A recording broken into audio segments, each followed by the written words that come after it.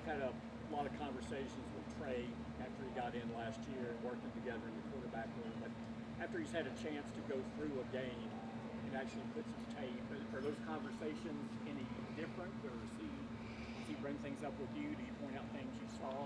Yeah, I mean, I think we're talking about the finer things, just the details and all the things of really just taking the next step and not just knowing the playbook, but the ins and outs and being able to help and lead the huddle, knowing exactly what's expected of you in that huddle and just how you can be contagious to the other guys and making sure you're leading them. That's a guy that plays with a lot of passion, studies, prepares the right way, and so it's about bringing those other guys along, making sure that, as I always talk about, my chemistry with the guys are thinking what I'm thinking, and so for him to do that in his huddle in these games, and he'll make that jump. And obviously he had a pretty solid first game, and I know he's obviously not satisfied with that. One, you didn't get the win. Two, wants to play better. But he's doing all the right things day in and day out, and will continue to grow. All right, so before we start talking, can you just take us behind the scenes a little bit about ankle gate? You know. One more time. Ankle gate. I think it goes without saying that I'm fine. Maybe the wrong ones started the whole ankle gate or something, is this and that. I told you guys before, I don't want to necessarily nosedive back into what happened in the off season, but I'm fine. And whether it's a day of rest here and there, whether I said if it's just taking a vet day and just, you know what I'm saying, getting on top of it, making sure that nothing residual comes from it. I'm fine. There's no ankle gate or anything like that. And honestly, I've got a guy for that, Luke. So he does everything that I need and gets my body right, and I'm thankful. Yeah, I guess this may be normal to you, but for the public, it's the first time we've seen things come up about the ankle system injury. You know, and this may be normal maintenance, but you know, is no concern with the soreness or things like that come up? There's no long-term concerns, anything like that? No, I mean, obviously, as you said, it was 4 years ago. It was a nasty ankle injury. It's something that I do each and every day, every other day, doing my rehab, making sure I'm staying focused on it, not trying to miss anything. But yeah, as I said, if anything, it's just going to be maybe a rest here and there, and no long-term. Especially with the schedule that we're on, I don't see anything really coming from this, and no residual effects. Appreciate it. Dak, Todd Archer of ESPN. With young rookie offensive linemen potentially being starters this year, what do you do to help make sure they're ready to go? And can you kind of juxtapose that from your rookie year when the guys on your line kind of helped you out as you were learning? Yeah, for sure. I mean, just always talking to those guys, being transparent, trying to communicate, one, my trust in them, my belief in them, and two, just that they have a job, and that the first part of them doing their job is believing in themselves and understanding that they're going to make mistakes. But what you need to do is you need to wipe that off, get in the next huddle, understand who you are, what you're capable of, and from there going out and just putting good reps and plays that you can build off of back to back. And we've got two young guys getting those reps who are smart, very, very talented, and take a lot of pride in their job. And I think that's the toughest part, is when you have pride, when you're not doing well, it hurts. But understand that you have, and you are the person that we wanted. And it's, as you said, it's for myself and these other leaders to make sure that we're bringing these guys up consistently, making sure their heads are right. Whether it's winning or losing, there's no losers around here. So we've got to make sure that we get these guys in the winning mindset, and that's play after play. And whether that was a bad rep, wipe it off and let's roll again. John Machado with The Athletic. A couple times in that last Rams practice, and then again today, the ball was on the ground. How do you guys clean that up? What do you guys do to? Yeah, I think first, I mean, that's on me. I'm gonna just say that it's on me, and then. Yeah, that's on me from all three reps. One of them was a low snap. I handled it. I've just got to do a better job getting it to the exchange. And then the other two, one yesterday, one today, it's me and Zeke. And we've got to get just cleaner on that, not take a play for granted, whether it's the read option, whether it may be. Today I was trying to give the show team a rep. I probably 10 times out of 10 would have given it, got ready to pull it, trying to give a look. And so no excuses for it, but I'll clean that up. Starts with me.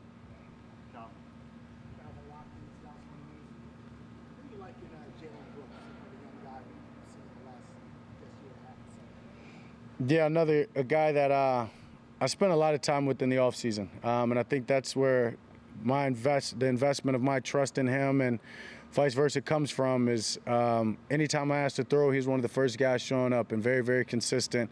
He's a guy that's very vocal in just his approach each and every day, wanting to help out other guys, but even as a young guy, being receptive of the criticism and the communication coming back at him. And as I talked that one day, we're walking out, very strong hands, very rangy, guy that can make plays, and I'm looking for him to make a huge step from year 1 to year 2, honestly.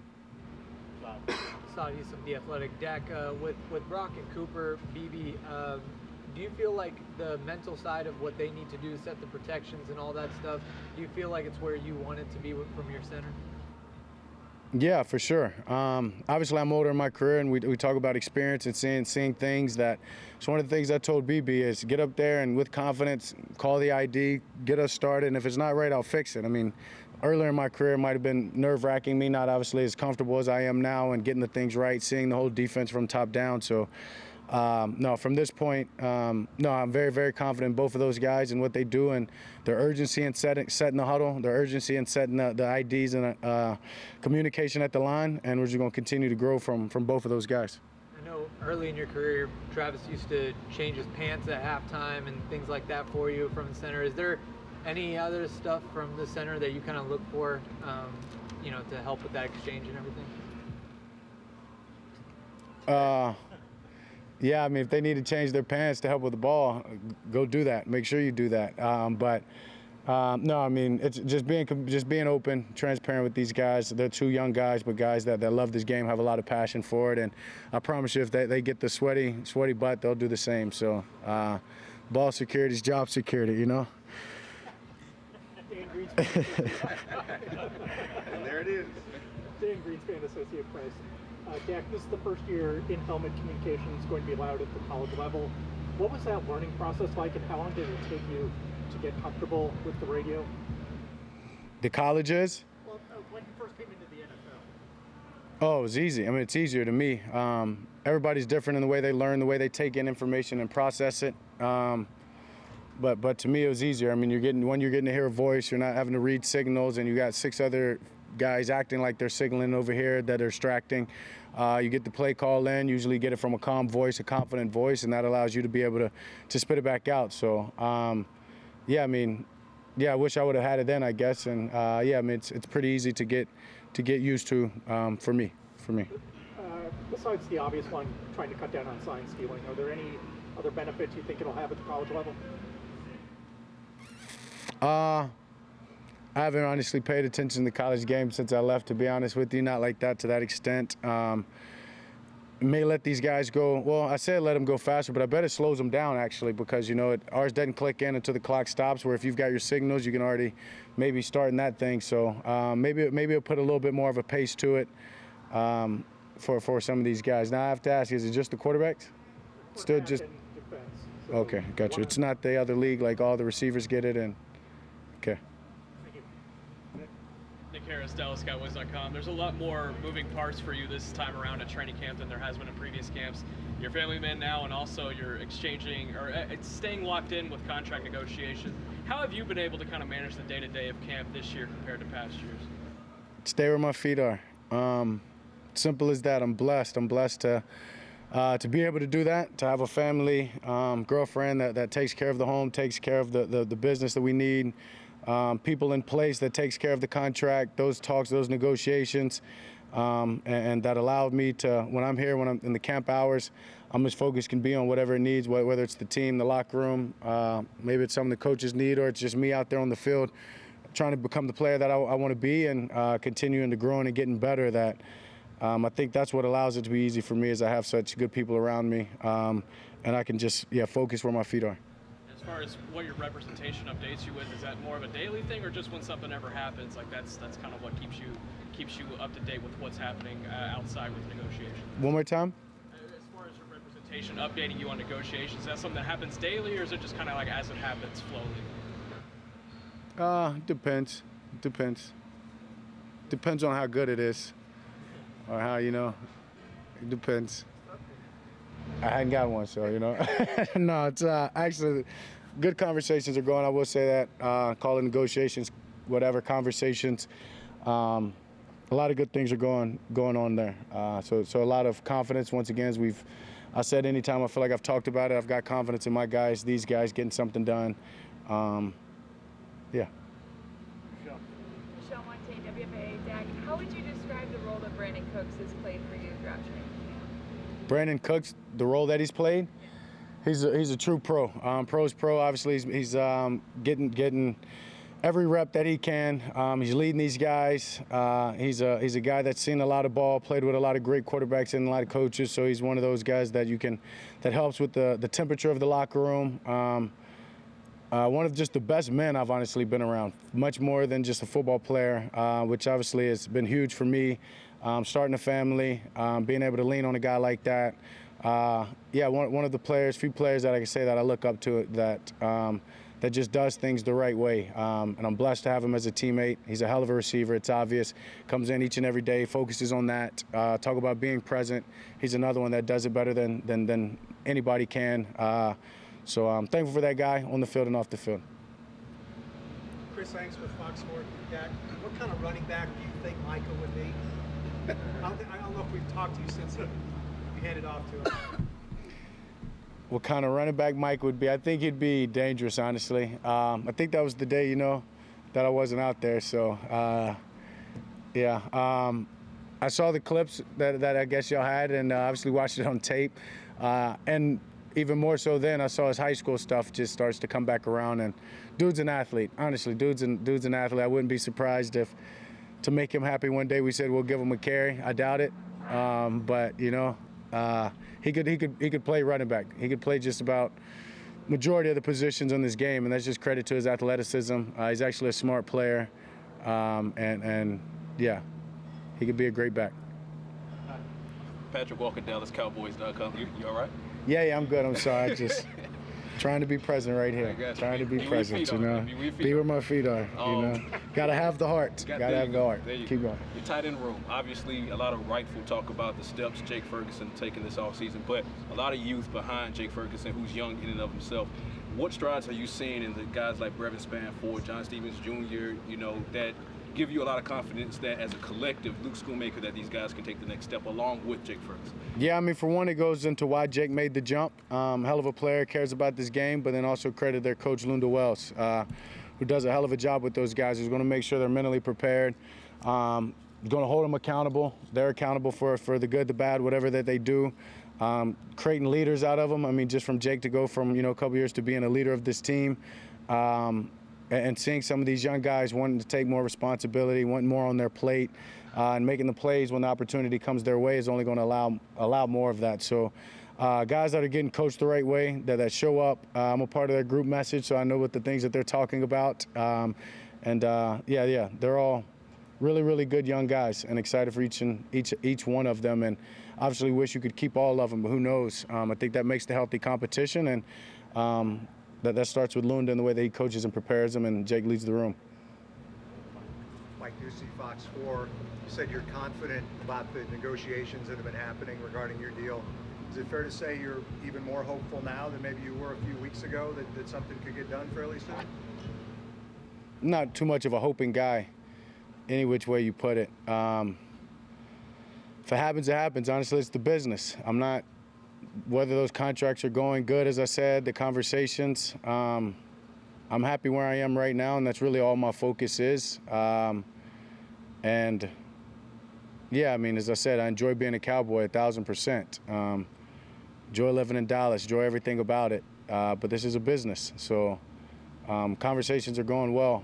But I'm thankful to be where I am right now, and that's here. That, as I said, I have somebody that takes care of that. So to answer your question, I'm not putting that much thought in, hoping it gets done now, hoping it gets done in a couple of weeks during the season or whenever it happens. I just know conversations are on the right way. Dak, with the stuff that you do with Luke, how has the prehab stuff evolved over time, and how involved, I guess, is it that you do before practices?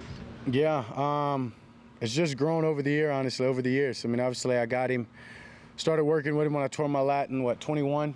And then from there, then it's the calf, a couple of times, or that same season, but that was more so right because we weren't maintaining the ankle that we needed to. That it's just gotten to so many. I say so many. It's just a checklist. I mean, there's every day.